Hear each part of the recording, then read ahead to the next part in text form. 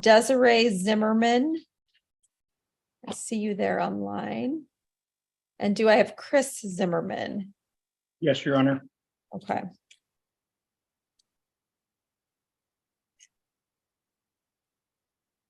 Okay. So I did review this file to 233-0021-408. This is a motion filed by Mr. Zimmerman for me to find that there's adequate cause to then move on to a hearing on a potential new proposed parenting plan.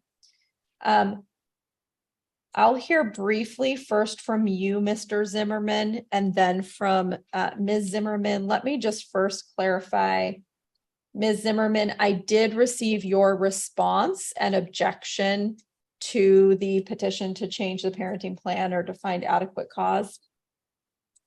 And so I'll have Mr. Zimmerman go first since it's his motion, and then I'll come to you to let me know your position, okay? Okay, go ahead, Mr. Zimmerman. So when I filed the paperwork, I also read very carefully that there could be no allegations used prior to the original signing of the original order. So these are all instances or instigation or incidents that happened after the signing of the parenting plan. And I didn't have time to do anything, but there was another incident that happened the night before last, where somebody threatened to beat my daughter's ass, break her cell phone in half, and take things from her that didn't belong to him. This was a gentleman who is staying in Miss Zimmerman's garage. From my understanding and what I've been told by several people is that this person is an active addiction. There was an incident where my daughter and Miss Zimmerman got into a confrontation, and this gentleman stepped in and started overstepping his boundaries and threatening our daughter. It's been an ongoing situation. I've received phone calls from Child Protective Services. I had to go in and speak with them. I have also received text messages from Desiree's oldest daughter, Megan, about the situations that have unfolded, as well as our own daughter, Sarah Zimmerman. It's just been a constant situation of poor parenting choices. And this is all stuff that has been happening since the original signing of the original order. And so I'm really concerned about the safety and well-being of the children. Instability. I do know that she has gotten employment, which is very good. That's awesome. I am very happy for that. However, I am really still concerned about the safety of the people that are allowed to be around our children, and it is very concerning for me. Help me understand the timeline a little more, because to find adequate cause, I have to find that things have changed. And I heard what you said about a recent incident.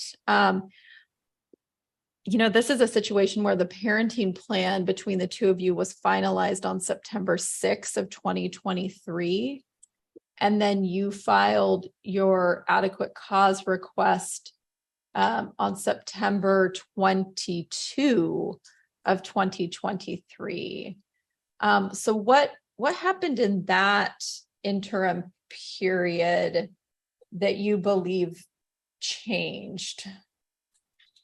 I do know that Ms. Zimmerman has informed me that she had served her landlord with a notice to vacate the premises, but I was informed by her landlord that she was served with eviction papers or to leave the premises due to drug activity, traffic, and loud parties and kids all night stomping around. The neighbors have reported to her landlord, as well as informed me of every incident that's happened. There's the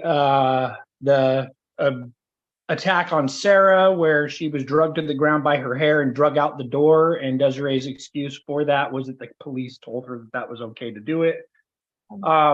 There's the suspicion that Desiree was still using from not just myself, but a bunch of other people, including one of the children. These are all things that have happened since that day. So these, I mean, it was like I got flooded. My inbox was flooded. It's very concerning. So I don't mean what you mean by the timeline or what's going on. That's the things that I've received since the signing and agreement on the divorce papers. And so the eviction or moving out notice, was that after September 6th? Yes. Okay. Okay. Well, I was notified about it. Yes. Got it. Okay. Okay. Let me go to you, Ms. Zimmerman. I have read your response. What would you like the court to know? We can't hear you. I don't know if your audio is connected. So, Your Honor, this has been a very difficult divorce and separation. In the beginning, we tried to do things as just roommates, and then things became very physical. And when I asked him to leave, he refused. So I ended up grabbing what I could and living out of my car for months while still paying the rent and bills while he was not working. I'm bringing that up because it's just been very, very, very difficult for the kids. They've been through a lot. Eventually, I was able to get back in the home and had him removed. And when I first returned back in the home, it was very chaotic. The kids had control over the home from all of the times that they were left to fend for themselves. And I did at first parent out of guilt because of everything that they had been through as children. Tried to be understanding, but with the help and guidance of my mental health counselor and my sponsor at NA, I began to take control over the home and put my foot down and stick to my boundaries and rules with my children. And because of that, my oldest daughter, my 16-year-old, has been on the run. I'm trying to not involve the people who have wrote out statements because of backlash. And because of how they are connected to Chris and myself in the long run. Yeah. So hold on, ma'am. I'm going to try and hone you in a little bit. So I understand also your case has been going on for a bit of time. And you guys thought you had resolution and now you're back here. Yes, I'm getting to it. I understand that, but well, that's what we need to focus on. The only thing in front of me is, has something changed since September 6th that would warrant me revisiting the parenting plan? So that's my question for you is you have filed a response to the main allegations are eviction, living conditions for your children, drug usage around the children. So what can you tell me about those primary issues? With the homelessness, at first, the landlord did give me a 10-day comply or vacate because I was being accused of several people living in the garage. And in my response to that was a video that I sent to her that the garage was empty. And she said that was more than enough evidence. And I informed her then that I was actively looking for a place to live because of the toxicity of the neighbors around me, including the ones next door. Again, I'm going to try and phone you in here, ma'am. Let me help you understand a little bit. We're not here on a full-blown trial of the facts. This is a very quick fact-finding type of discussion where I decide, is there a threshold showing for adequate cause? And then we move on to an actual hearing on what a parenting plan should look like if I were to grant the adequate cause. So let me ask you a couple pointed questions. Thank you. One is, do you have a home you're living in now? Yes. Were you evicted since September 6th?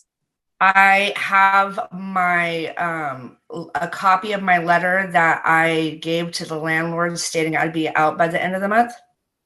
Okay. Where are you going at the end of the month? I am waiting to hear back on 5 different places that I've applied for and still actively searching. I just got my housing amount printed from HUD. And worst case scenario is I will be staying temporarily at the community house because the safety of my children, because of how toxic the neighbors are there, including the drug house next door. Forever to go through. If I'm not hearing your case right now, please mute. Mr. Scrimshire, you're not muted. I'm sorry. So Ms. Zimmerman, by the end of the month, you're not sure where you and the children will be living. And right now your only option is community house. It's not my only option. I'm waiting to hear back on a few different places. They're going through applications. Okay. But worst case scenario, living at a homeless shelter has nothing to do, or would it disqualify me as a good parent? That's not the question. The question is not whether you are disqualified as a good parent. The question is, has there been a substantial change in circumstances since you guys entered the parenting plan where the court would want to revisit what that parenting plan should look like? So not a question of your fitness as a parent related to your housing. There is a question about drug usage around the children and perhaps someone who may live with you or live near you that has been a bit unkind to a child. What can you tell me about that? I do have a friend staying with me temporarily. I know him from Narcotics Anonymous. He did stand up for me and help correct my child. He did not overstep. She was being very disrespectful. I had already taken my sleeping meds for the night when the toilet overflooded and I was trying to clean it up. I was there present. Him and I have already had a discussion about that. I do know that the children do a lot of back and forth. And I try my best to have an open communication with him and take that into consideration. I have on my phone our daughter letting me know, sending me a picture of her holding his girlfriend's baby saying I'm late, and this was at 12:30 yesterday. And I might get a ride, and dad officially don't got time for me no more. He's making me learn to use my alarm and I'll be late because of it. I'm tired and exhausted, and Kenai won't wake up. And if I wake dad to wake up Kenai, he will yell at me. Like there's so much evidence, and that's why I'm asking for just to keep it the way it is until we can meet the guardian ad litem. Do you have a guardian ad litem? I was requesting one right now. Okay. I'm doing the best that I can. Yeah, here's what I'm going to do. I am going to find that there's adequate cause to move forward with discussing a revision of the parenting plan. I'm troubled that you're telling me that an adult male who you met recently is being put in charge of disciplining your joint child together. You can be surprised by that, but I don't find that acceptable at all. I believe that you're misconstruing my words, but I am fully okay with moving forward. Okay. Hold on, ma'am. It's my turn to talk. I also find that there's adequate cause based on the housing instability. And again, that is not a basis for finding you are an inadequate parent. It is a basis for finding that there's a substantial change in circumstances since you all entered the agreed resolution on September 6th. The court and you, ma'am, and Mr. Zimmerman all need to be sure that the children have a safe place to be when they are with both of you. Okay. I'm guessing that the agreed parenting plan probably, well, I'll just say it sounds like it was presented to the court as an agreed parenting plan You didn't have a guardian ad litem at that time. I agree with Ms. Zimmerman that you absolutely need one. I think the court needs one in order to determine what's in the best interest of the children. So I'm going to first sign the adequate cause motion. I am finding that there is adequate cause to hold a hearing on the petition. This does not mean I'm adopting the proposed parenting plan of Mr. Zimmerman. It means we are now going to move forward to start discussing what a new parenting plan should look like. I'm going to set a new hearing date in just a minute for that, but I am going to appoint a guardian ad litem. Let me ask you to just a little bit about your income so we can decide who's paying for this. Mr. Zimmerman, what's your monthly take-home income? At the moment, my monthly take home is, I would say, $1,200 at the moment a month. Okay. Are you working part-time, full-time? I am in transition of starting a new job through Carl's Towing. Okay. So I'm not, at the moment, I am unemployed. Okay. Do you receive any sort of state-based assistance? No, ma'am. Self-supportive. Okay. And then how many dependents do you take care of on that $1,200 a month? Well, just the children that are here with me on my days. Other than that, it's just myself. Okay. And then Ms. Zimmerman, what is your monthly income?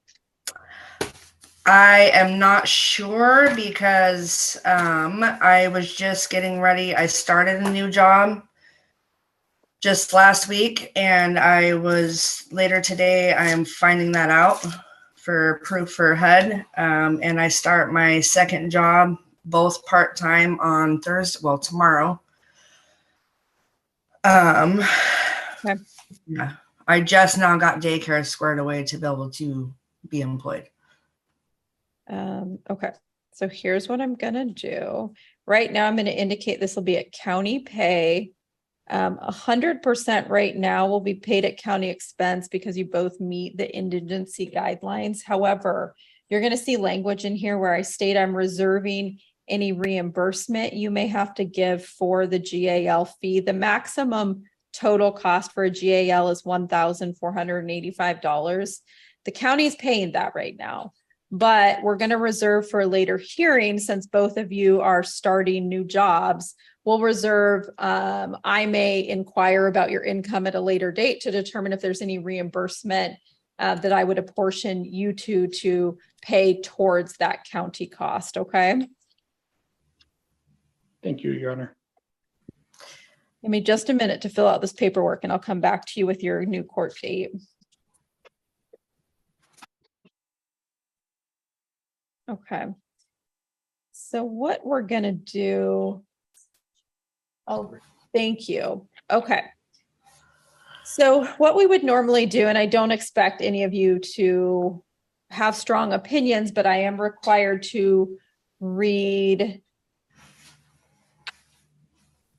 Just a second, I'm getting another note.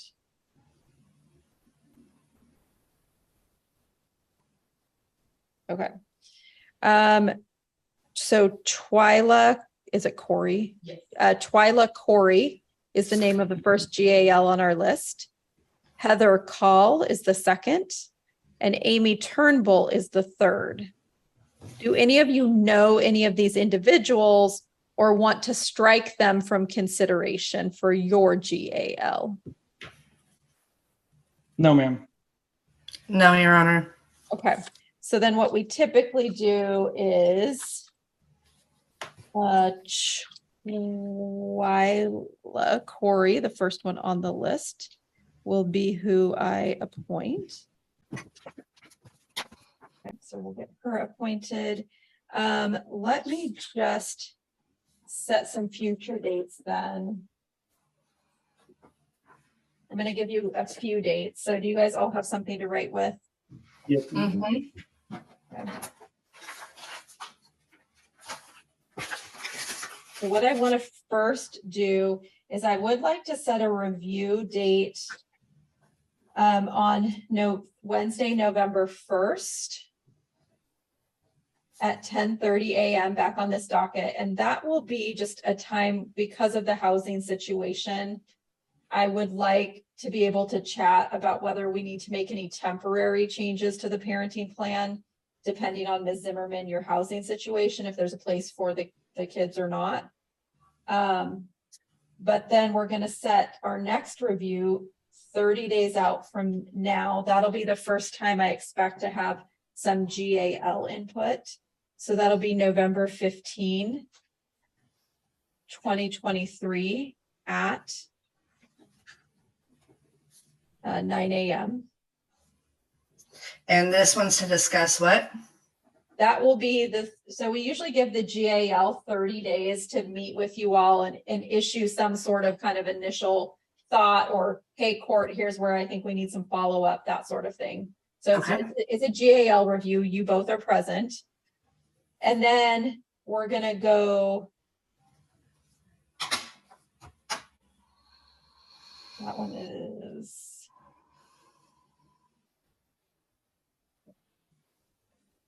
I'm going to go 60 days out. Hopefully we don't need to go that far, but just to get them on the schedule, I think we'll do 60 days out for kind of our final GAL review. So that'll be December 20, 2023 at 9 a.m.